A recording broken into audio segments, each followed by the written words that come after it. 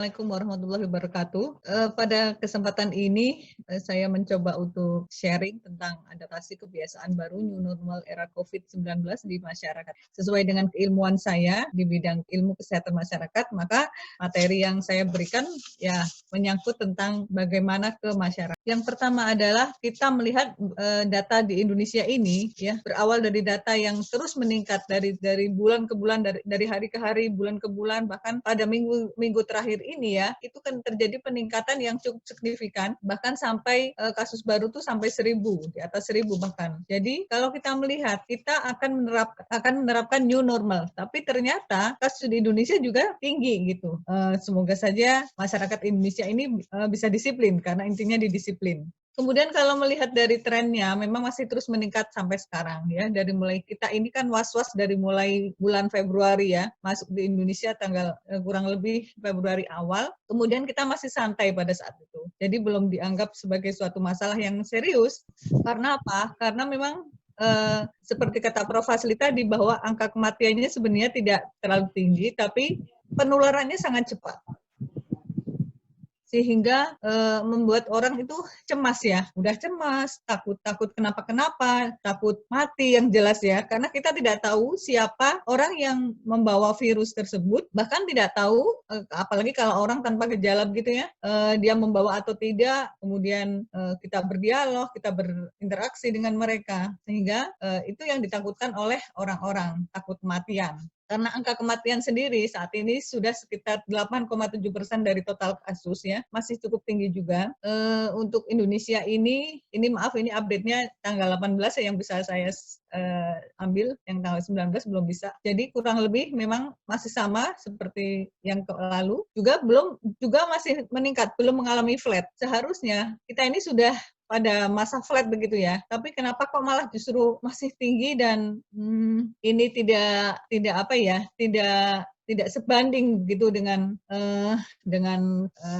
kondisi yang sekarang kita alami ya. Jadi berdasarkan data-data tersebut kemudian pemerintah itu melakukan PSBB. PSBB kemudian berlaku di tiap-tiap daerah berbeda, Jakarta beda, Jawa Tengah beda lagi, Jawa Barat beda lagi. Kemudian setelah PSBB berlaku, kemudian terjadi pelonggaran PSBB itu sendiri, di mana pelonggaran PSBB itu akan menciptakan suatu tatanan baru bagi masyarakat Indonesia, ya. Jadi dengan dibuka, jadi kalau PSBB itu kan identik dengan sembarang-sembarang boleh gitu ya. Padahal enggak, padahal semestinya tidak seperti itu pengertian di masyarakat. Karena masyarakat kita ini sebagian besar masih menganggap bahwa PSBB itu berarti semuanya dibuka, dilonggarkan. Nah, yang perlu kita tanamkan pada masyarakat bahwa tidak semuanya yang harus dibuka, tapi sesuai dengan prioritas. Nah, ini juga pembagian berdasarkan zonasi ya, jadi supaya kita itu lebih hati-hati. Ketika kita berada di zona merah bagaimana, zona oranye bagaimana, zona kuning, dan zona hijau. Dimana kalau zona merah itu ya, virus tidak terkendali, contohnya seperti di rumah sakit, apalagi di rumah sakit yang rujukan dari COVID, kemudian di wilayah yang terdapat kasus positif, risiko sedang itu risiko yang penyebarannya cukup tinggi dan potensi virusnya tidak terkendali. Masih di bawah risiko tinggi.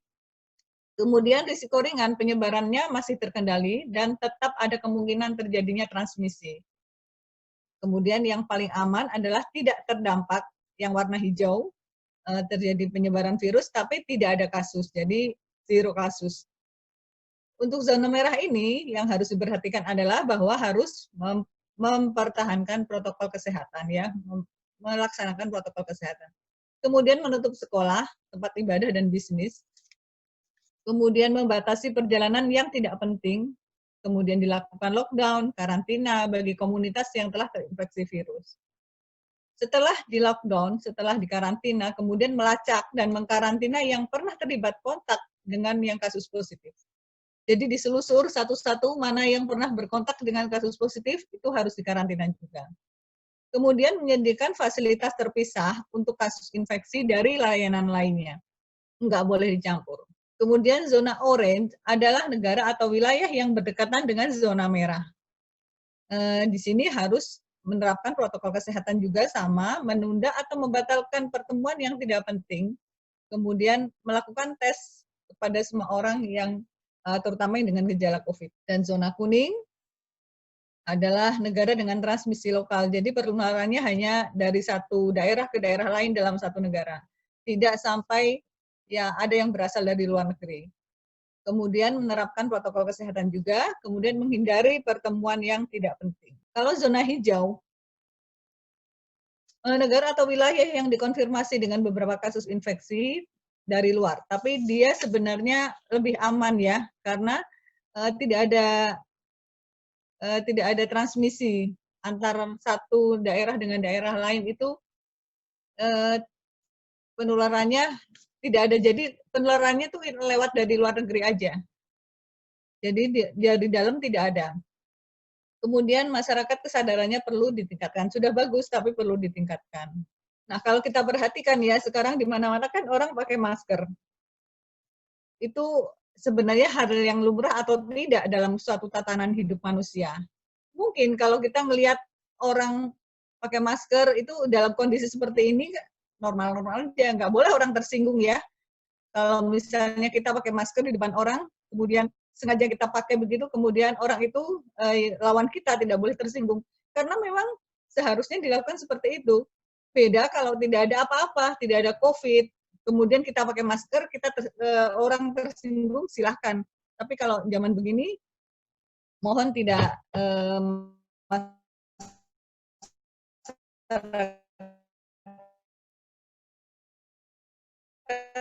bisa mengerti lah.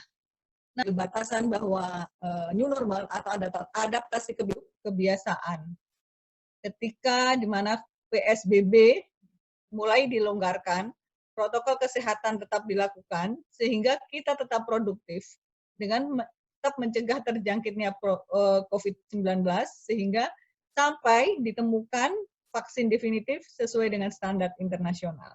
Jadi kita tidak tahu sampai kapan COVID ini akan berjalan. Bisa 1 tahun, bisa 2 tahun, bisa 4 tahun, bisa 5 tahun. Berarti kita harus menanamkan menanamkan perilaku yang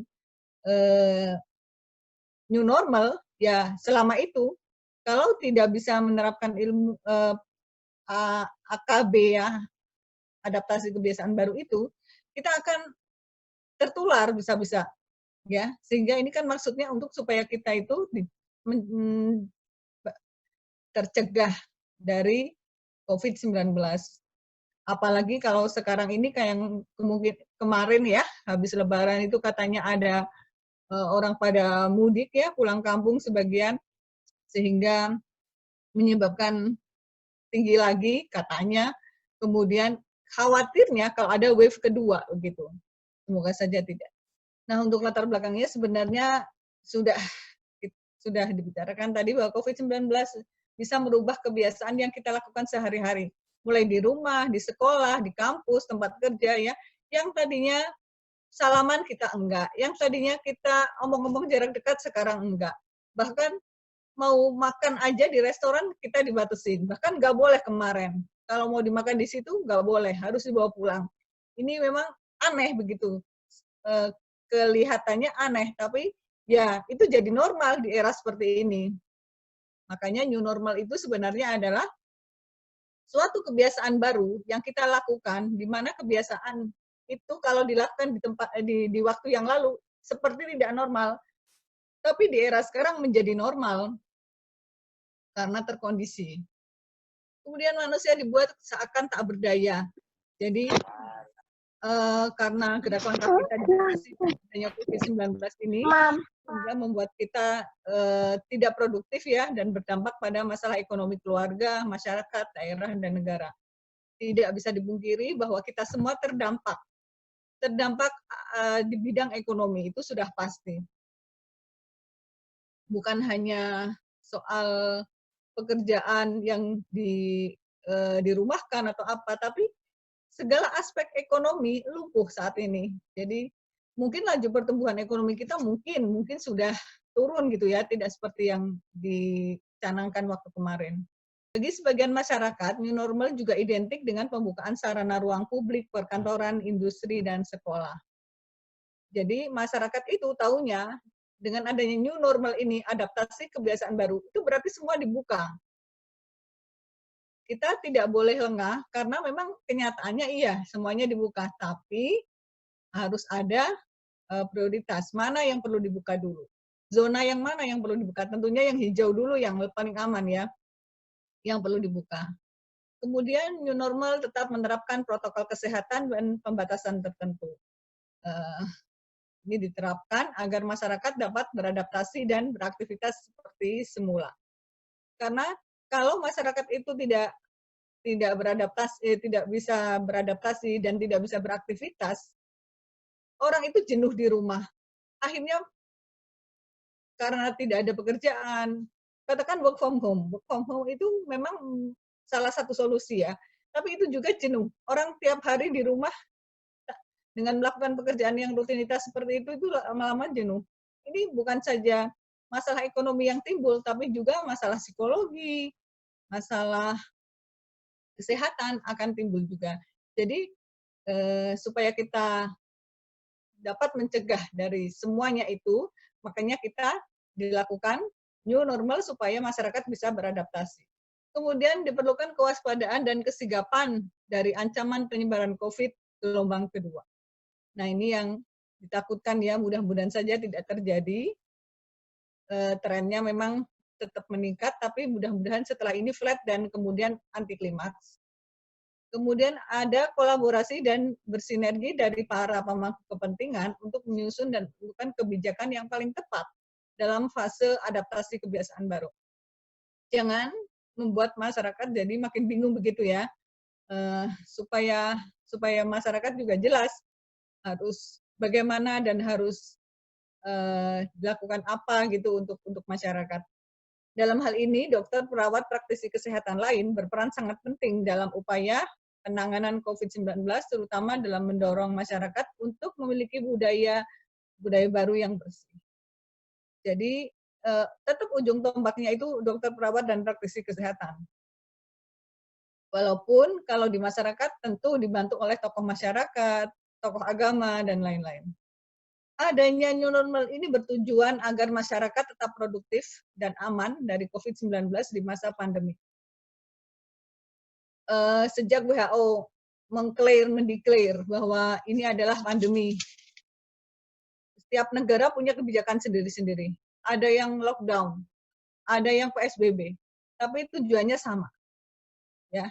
Kemudian sekarang setelah dilihat, dievaluasi, layakkah sebuah negara itu melonggarkan kebijakannya seperti Indonesia ini sedang transisi ke new normal. Jadi apakah ini tetap dilakukan atau tidak? Itu nanti tergantung hasil evaluasi. Kemudian menekankan kepada kesiapan individu dan masyarakat terhadap aktivitas di luar rumah meski virus SARS-CoV-2 belum lenyap. Jadi aktivitas di luar rumah tetap dibatasin. Kalau tidak perlu, tidak usah keluar. Itu tetap harus. Kemudian mengetahui bagaimana perilaku individu dan masyarakat saat berada di ruang publik. Ini yang penting. Ketika seseorang atau masyarakat berada di ruang publik yang sudah dilonggarkan tadi, apakah perilakunya itu sesuai dengan ketentuan yang sudah ditetapkan? Harus pakai masker, harus cuci tangan terus-terusan. Nah, kalau ini tidak dilakukan, apa akibatnya? Nah, prinsip yang harus dilakukan pertama adalah di masyarakat ya, adalah terapkan protokol kesehatan. Ini yang paling utama. Caranya bagaimana? Dengan memakai masker, kemudian menjaga jarak yang aman, kemudian sering mencuci tangan, PHBS, kemudian tidak berkerumun lebih dari 10 orang atau dengan jarak dekat gitu ya. Jadi ini perlu disampaikan kepada masyarakat karena sebagian besar masyarakat itu jujur saja tidak menerapkan protokol kesehatan. Contohnya ya, maaf, ada yang meninggal, kemudian diadakan tahlil di malam hari begitu. tahlilnya tidak salah, tapi ketika tahlil itu dihadiri banyak orang, kemudian tidak ada social distancing, tidak ada physical distancing, ini sangat berbahaya untuk terjadinya penularan. Gitu. Jadi saya tidak bisa menyalahkan. Jadi gimana ya? Itu dibolehkan, tapi dengan protokol tertentu. Ketika tidak dengan protokol tertentu, ya memang harus dibubarkan begitu. Kemudian sebenarnya ada prinsip lain yang harus dilakukan adalah selain protokol terhadap kesehatan, yakni pastikan kesiapan dari daerah itu, ya. Jadi tiap daerah itu beda-beda. Apakah sudah siap menerima dengan adanya new normal ini? Kemudian tentukan prioritas pembukaan tiap sektor. Jadi tidak semua sektor bareng-reng gitu, enggak. Jadi bertahap. Mungkin yang ekonomi dulu yang ada kaitannya dengan ekonomi, misalnya pasar, kemudian mall, toko-toko di tepi jalan, itu ada hubungannya. Karena mohon izin Dokter Fatul, waktunya kurang lebih 1,5 menit lagi. Aduh, ya. Jadi ini memang yang harus disampaikan ke masyarakat. Kemudian kapan kita memakai masker, bahwa masker itu dipakai saat keluar rumah, kecuali berolahraga ya, tidak disarankan oleh WHO. Maskernya tergantung masker kita yang kita pakai, ada N95, ada surgery, ada kain. Yang N95 itu mampu menyaring sekian ya, dipakai oleh dokter, perawat, kemudian tenaga medis di ruang operasi dan lain-lain. Kalau surgery, ya di pendaftaran ruang tunggu. Kemudian yang biasa kita pakai sehari-hari, masker kain, itu bisa dicuci ya. Bahkan sekarang itu sudah menjadi mode dari busana, kembar sama kerudungnya. Bila sulit mendapatkan masker, maka orang bisa pakai sapu tangan atau handuk. Kemudian selalu memakai masker ya di luar rumah. Ini jenis-jenis maskernya. Jadi yang disarankan adalah masker yang surgical, masker 95, paper mask tidak ya. Pita ini juga boleh untuk sehari-hari. Tapi untuk gas mask itu tidak usah ya, tidak usah dipakai juga masker kecantikan ini juga nggak usah dipakai. Kemudian social dan physical distancing. Ini ada di lingkungan keluarga, kerja, dan tempat umum. Kalau di lingkungan keluarga, bagaimana kalau keluarga kita ada yang bekerja di rumah sakit yang zona merah? Itu. Di rumah harus dilakukan distancing. Harus itu. Bisa ranjang. Kemudian di lingkungan kerja, terutama tempat kerja yang berdekatan dengan rumah sakit rujukan COVID. Dan di tempat umum, seperti masjid, pasar, jalan raya itu tetap diterapkan social dan physical distancing. Ini dengan keluarga ya, jangan dekat-dekat kalau memang pekerjanya di risiko gitu. Ini di lift, tempat kita kerja ya.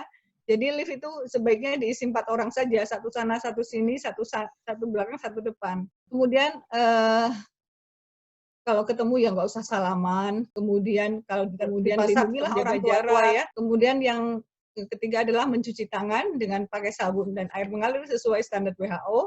Kemudian kemana-mana kita harus bawa hand sanitizer. Apabila sering memegang benda, kita boleh pakai sarung tangan. Ini cara cuci tangan cara WHO. Kemudian sanitizer yang digunakan. Kemudian budayakan hidup bersih dan sehat. Kebersihan dan perawatan diri ya. Ketika pulang rumah langsung mandi. Jangan pegang-pegang apa-apa dulu. Kemudian mengkonsumsi air putih sesuai kebutuhan dan makanan yang bergizi. Kemudian terapkan etika batuk dan bersin, olahraga ringan, jaga kesehatan dan tingkatkan imunitas. Kemudian apabila diperlukan dapat mengkonsumsi suplemen. Bila sakit hendaknya jangan ke kantor. Setelah itu adalah hindari kerumunan dimanapun. Tidak berkumpul-kumpul yang lebih dari 10 orang, menjaga jarak, keluar rumah seperlunya. Kemudian tempat usaha dibuka itu bukan karena aman dari COVID dan pandemi, tapi karena alasan ekonomi. Karena di situ merupakan tempat terjadinya transmisi. Ini adalah penyebaran COVID level 1 sampai dengan level 9. Ya. Kemudian tetap menjaga jarak, dan kalau belanja juga jaga jarak, kereta juga jaga jarak. Kemudian ini yang saya bilang tadi, pastikan kesiapan daerah, tentukan prioritas pembukaan sektor, tidak harus bareng, kemudian libatkan semua elemen masyarakat, dari pemerintah pusat, daerah, hingga RT RW. Kemudian lakukan evaluasi secara rutin. Nah, kriteria new normal menurut WHO itu ada beberapa ya. Isolasi cepat kalau ada kasus yang terkonfirmasi, perawatan klinis, kemudian setidaknya 81 kasus baru ya yang dilacak kontaknya di karantina, kemudian 80% kasus baru juga dipantau selama 14 hari, dan memastikan bahwa orang sering cuci tangan dan protokol kesehatan lain. Kemudian indikator new normal menurut WHO, ini penting ya, karena indikator ini untuk membuka dan menutup new normal itu tadi. Jadi tidak bertambahnya penularan menggunakan perhitungan basic reproduction number yang dihitung dalam 2 minggu berturut-turut. Jadi dalam 2 minggu berturut-turut, R-nya itu harus di bawah 1. Karena angka 1 ini bermakna bahwa satu orang dengan positif itu menularkan pada satu orang lain. Kemudian sistem kesehatan, seberapa tinggi adaptasi dan kapasitas sistem kesehatan. Apakah sebagian besar sudah mendapat pelayanan? Karena yang dipersyaratkan harus lebih dari 60%. Artinya begini, kalau rumah sakit itu mendapatkan kasus sebesar lebih dari 60%, apakah jadi begini, kalau ada 100 orang masuk ke dalam rumah sakit, apakah 60-nya itu bisa dirawat di situ dengan baik, bisa ditampung? Kalau tidak, berarti ini sistem kesehatan masih kurang bagus. Kemudian surveillance dengan cara menguji seseorang atau kelompok yang berkerumun itu berpotensi atau tidak untuk dites ya. Kalau Indonesia pakai rapid, seharusnya bukan rapid ya PCR ya, tapi mahal. Kemudian indikator lain yang bisa dipakai adalah indikator epidemiologi, misalnya dengan jumlah kematian, jumlah kasus dalam 2 minggu. Tidak boleh ada kenaikan dalam 2 minggu, harus turun. Kemudian indikator kesehatan publik meliputi kualitas dan kuantitas pelayanan untuk tes COVID, tidak boleh turun. Jadi standarnya ini harus tetap atau meningkat untuk indikator kesehatan publik. Indikator kesiapan layanan kesehatan harus tetap disiapkan dengan baik. Nah, kendalanya adalah faktor sosial ekonomi yang rendah. Dengan sosial ekonomi yang rendah itu rumahnya dempet-dempetan misalnya ya, sehingga social distancing susah diterapkan. Kemudian tes COVID masih terbatas dan mahal. Kemudian data yang masih simpang siur, tidak sinkron antara data yang satu dengan data yang lain. Kemudian kebutuhan dan tuntutan hidup. Kebutuhan dan tuntutan hidup ini tiap orang berbeda-beda ya. Jadi kalau tidak kerja, tidak makan, itu memang benar. Jadi ini jadi salah satu kendala juga. Kemudian memonitoring dan evaluasi keberhasilan pengendalian COVID sangat ditentukan oleh kedisiplinan dan melaksanakan protokol kesehatan. Kemudian monitoring indikator harus dilakukan secara rutin. Tiap 2 minggu itu ya.